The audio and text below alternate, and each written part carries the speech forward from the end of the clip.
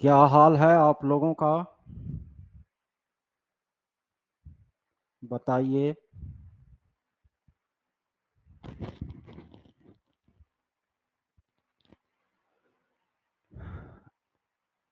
एक आदमी कोई माइक ऑन कीजिए।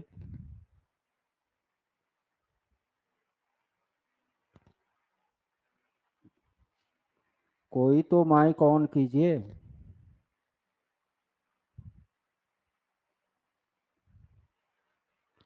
अलका, आप ही कीजिए।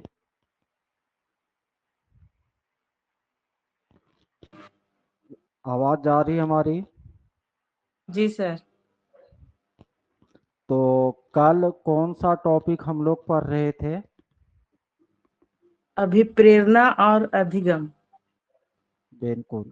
अभी प्रेरणा और अधिगम वाला अधिगम। टॉपिक हम लोग पढ़ रहे थे।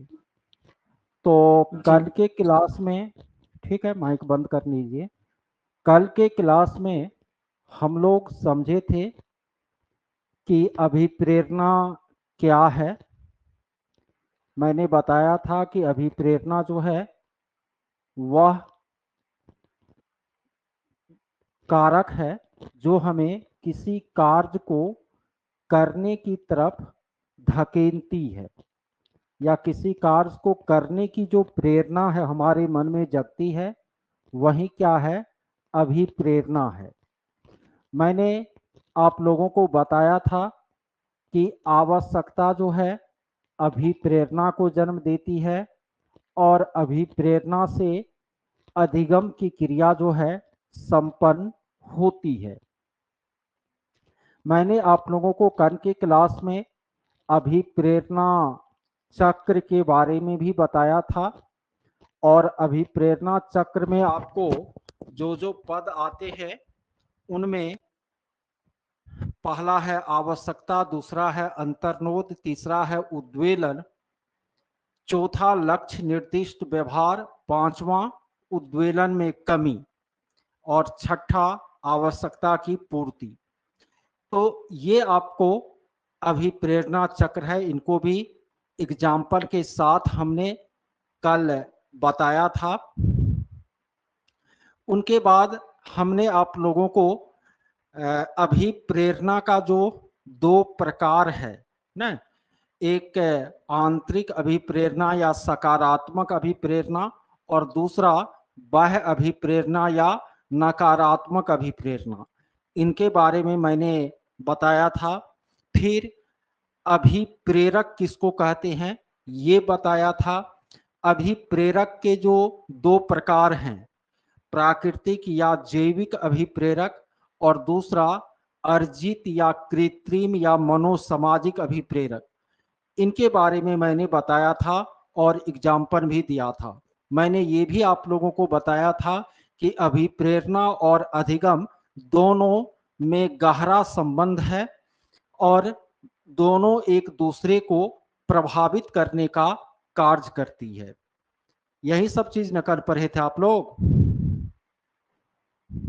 बताइए। ठीक है।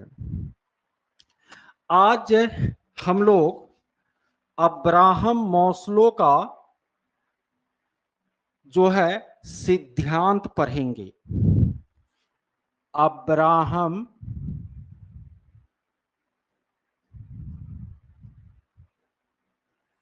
मास्लो का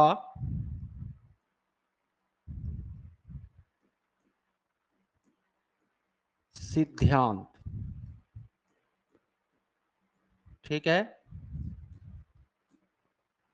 देखिए, अब्राहम मास्लो ने अभिप्रेरणा से संबंधित जो है सिद्धांत देने का काम किया, और अब्राहम मास्लो का जो सिद्धांत है उसे हम आवश्यकता पदानुक्रम का सिद्धांत, आवश्यकता पदानुक्रम का सिद्धांत, या आत्म सिद्धि का भी सिद्धांत कहते हैं, ठीक है। अब्राहम मोस्लो द्वारा दिया गया अभिप्रेरणा से संबंधित जो सिद्धांत है, उस सिद्धांत को आवश्यकता पदानुक्रम का सिद्धांत या आत्म सिद्धि का भी सिद्धांत कहते हैं। देखिए, अब्राहम मोस्लो ने मनुष्य की आवश्यकता को 5 श्रेणियों में बांटने का कार्य किया और उन्होंने मनुष्य के ये जो 5 श्रेणी की आवश्यकताएं हैं उसको अनुक्रम में ऊपर से नीचे से ऊपर व्यवस्थित करने का कार्य किया। मोस्लो ने कहा कि मनुष्य सबसे पहले अपने सबसे निचले स्तर के आवश्यकता की पूर्ति करना चाहता है। जब उस आवश्यकता की पूर्ति हो जाती है तो उनके बाद वह उससे ऊपर, फिर उससे ऊपर की आवश्यकताओं की पूर्ति करना चाहता है। अब्राहम मोस्लो ने जो मनुष्य की 5 तरह की आवश्यकताएं हैं उसको एक पदानुक्रम में व्यवस्थित करने का कार्य किया।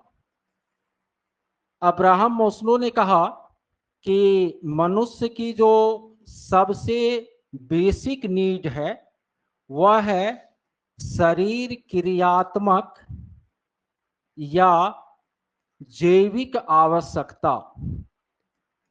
शरीर क्रियात्मक या जैविक आवश्यकता। उससे ऊपर होता है सुरक्षा की आवश्यकता। उससे ऊपर होता है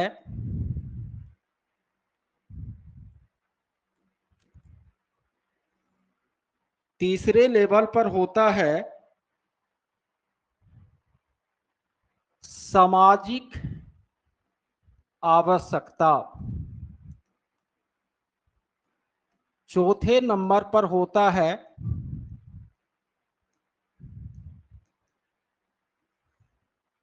आत्मसम्मान की आवश्यकता।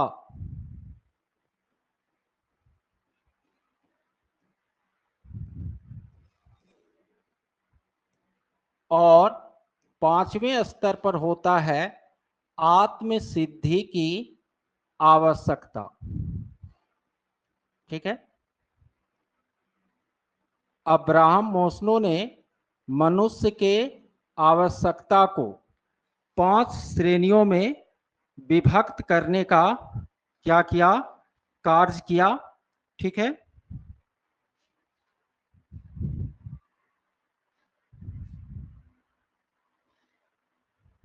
ठीक है। और कहा कि ये आवश्यकताएं मनुष्य एक निश्चित क्रम में पूरा करना चाहता है। सबसे पहले मनुष्य जो है अपने शरीर क्रियात्मक आवश्यकता की पूर्ति करना चाहता है। और ये शरीर क्रियात्मक आवश्यकता क्या है? भूख, प्यास, नींद और काम। ठीक है। तो कोई भी मनुष्य जो है सबसे पहले अपने शरीर को बनाए रखने के लिए जो एकदम जरूरी है, भूख, प्यास, नींद और काम, इन आवश्यकताओं की पूर्ति करना चाहता है। जब इन आवश्यकताओं की पूर्ति हो जाती है तो उसके बाद मनुष्य जो है सुरक्षा की आवश्यकता को महसूस करता है। यानी वो सोचता है कि उनका रहने के लिए एक घर हो, रहने के लिए एक क्या हो, घर हो, जहां पर वह सुरक्षित रह सके, उसे कोई प्रताड़ित नहीं करे ना। यानी सब तरह से मनुष्य जो है अपनी सेफ्टी खोजता है। कब? जब उसके शरीर क्रियात्मक आवश्यकता की पूर्ति हो जाती है, तब मनुष्य का ध्यान जाता है कि पहनने के लिए कपड़ा हो, रहने के लिए घर हो, न वह मनुष्यों के बीच में रहे, न यानी उसे किसी तरह से कोई कष्ट नहीं हो। यानी जब ये चार तरह की आवश्यकता पूरी हो जाती है, तब मनुष्य सुरक्षा की आवश्यकता को महसूस करता है। जब उसकी भी पूर्ति हो जाती है, तब मनुष्य सोचता है कि उसका क्या हो, कुछ मित्र हो, कुछ सगे संबंधी हो, जो उनको उनके आवश्यकता की पूर्ति में सहयोग कर सके, सुख दुख में हमेशा उनके साथ रह सके। यानी वो समाज के आवश्यकता को महसूस करता है। उनके बाद जब वो भी उसका पूरा हो जाता है, तब वो महसूस करता है कि समाज में उसको क्या मिले, सम्मान मिले, इज्जत मिले, प्रतिष्ठा मिले। इसके बाद वो आत्मसम्मान की आवश्यकता को महसूस करता है। जब आत्मसम्मान की आवश्यकता भी उसका पूरा हो जाता है, तब वह बिल्कुल सब तरह से अपने को परिपूर्ण महसूस करना चाहता है, खुश महसूस करना चाहता है, न या पूर्ण संतुष्टि प्रयत्न करने की कोशिश करता है, जो कि आत्म सिद्धि की आवश्यकता है। तो इस तरह अब्राहम मोस्लो ने मनुष्य के आवश्यकता को 5 श्रेणियों में बांट करके उसे नीचे से ऊपर एक अनुक्रम में व्यवस्थित किया, और इसी को अब्राहम मोस्लो का आवश्यकता पदानुक्रम का सिद्धांत कहते हैं।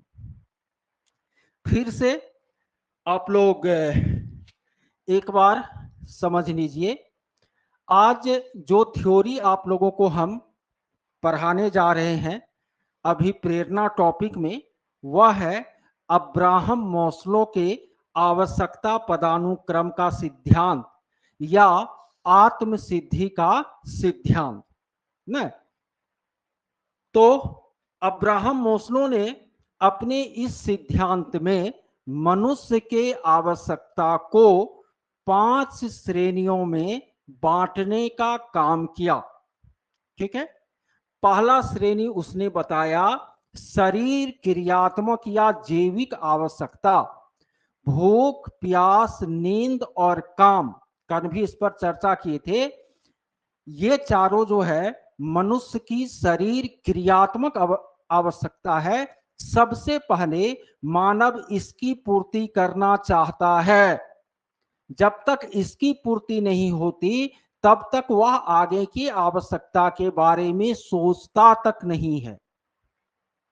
यदि कोई व्यक्ति बहुत ही भूखा हो और खाना का सामान सामने रखा हो, वहां पर एक सांप भी हो, तो भी वह खाना लेने जाएगा। क्यों? उस समय सुरक्षा की आवश्यकता से ज्यादा जरूरी उसे अपने शरीर को बनाए रखने के लिए जो भोजन की आवश्यकता है, वो ज्यादा जरूरी लगता है। तो मनुष्य जो है सबसे पहले अपने शरीर क्रियात्मक आवश्यकता की पूर्ति करना चाहता है। जब इस आवश्यकता की पूर्ति वो कर लेता है, तब वो सोचता है कि वह सुरक्षित रहे, रहने के लिए एक घर हो जहां जीव जंतुओं से उसे सुरक्षा हो सके, पहनने के लिए कपड़ा हो जिससे वह गर्मी, बरसात आदि ठंडी से बच सके न। तो इस तरह की बातों के बारे में कब सोचता है? जब उसके शरीर क्रियात्मक आवश्यकता की पूर्ति हो जाती है। जब ये भी पूरा हो जाता है, तब वह समाज की आवश्यकता को महसूस करता है कि हमारा कुछ मित्र मंडली हो, कुछ सगे संबंधी हो, या कुछ ऐसे लोग हो जो हमारे आवश्यकता की पूर्ति में सहयोग कर सके और मैं भी उनके आवश्यकता की पूर्ति में सहयोग कर सकूं। अर्थात सोशल नीड को उनके बाद व्यक्ति महसूस करता है। जब वो भी नीड उसका पूरा हो जाता है, तब वह आत्मसम्मान की आवश्यकता को महसूस करता है। न, कि उसको समाज में एक इज्जत मिले, प्रतिष्ठा मिले, इस चीज के बारे में सोचता है। और जब वो भी मिल जाता है तब वह अपने आत्म सिद्धि की आवश्यकता को महसूस करता है, अर्थात वे स्वयं को पूर्णतः संतुष्ट व्यक्ति के रूप में देखना चाहता है, पूरी तरह प्रसन्न व्यक्ति के रूप में देखना चाहता है, जो कि आत्म सिद्धि की आवश्यकता है। तो अब्राहम मोस्लो मानव की आवश्यकता को 5 श्रेणियों में बांट करके कहा, उसको नीचे से ऊपर पदानुक्रम में व्यवस्थित किया और कहा कि पहले निचले स्तर की आवश्यकता की पूर्ति मानव की जब तक नहीं होती तब तक वह उससे ऊपर के स्तर की आवश्यकता की पूर्ति के बारे में सोचता तक नहीं है। समझ गए आप लोग? बताइए।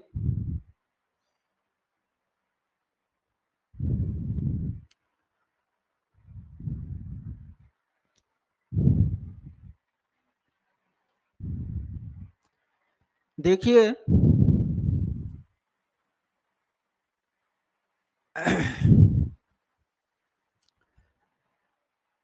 आज कक्षा शेड्यूल में पहले संस्कृत का हो गया, जिसके कारण सीडीपी का क्लास आप लोगों का लेट से शुरू हुआ और 7:45 से हमको बीपीएससी टीआरई 4.0 का भी क्या लेना है, क्लास लेना है।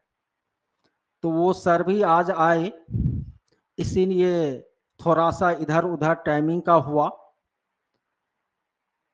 तो वैसे भी अभिप्रेरणा और अधिगम टॉपिक का ये लास्ट हिस्सा था, जो कि मैंने आप लोगों को अभी बेहतर ढंग से बताया।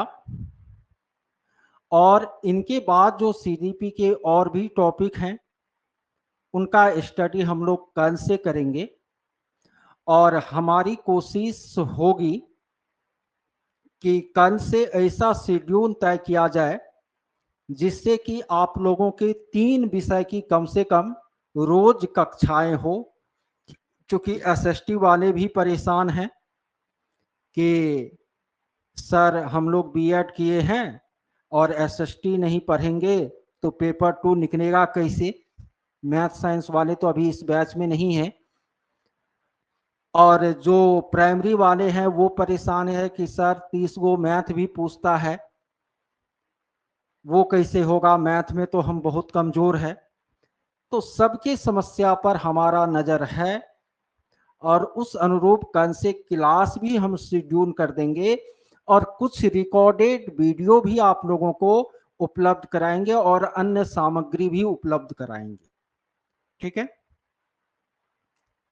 कहिएगा सर बोले तो कल भी थे कि आज से हो जाएगा, आज क्यों नहीं कर पाए। तो एक्चुअली बिहार सरकार जो है उसका एक महत्वाकांक्षी परियोजना आज से स्टार्ट हुआ है, अर्धवार्षिक परीक्षा, वो भी पूरे तामझाम के साथ, और नए विद्यालय में जाकर के ज्वाइन करना था, वो भी 7:30 बजे सुबह में ही करना था। तो आज उसी चक्कर में जो है पूरा दिन मेरा व्यतीत हो गया और आप लोगों के लिए जो काम हमको करना था वो कर नहीं पाए। लेकिन आज निश्चित रूप से शेड्यूल हम तय करके कल से उस अनुरूप आप लोगों का पढ़ाई चालू करवा देंगे। ठीक है?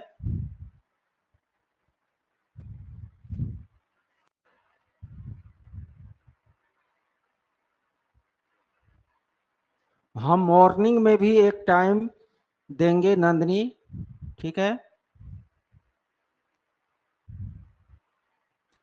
ब्यूटी कह रही है कि रेगुलर एक टाइम सेट कर दीजिए। बिल्कुल सही बात आप कह रहे हैं। चलिए, आप लोग जो बातें कर रहे हैं उस पर हमारा भी नजर है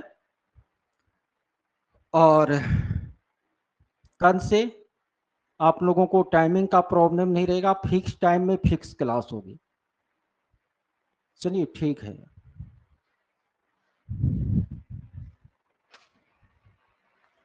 समय कल बताएंगे अलका।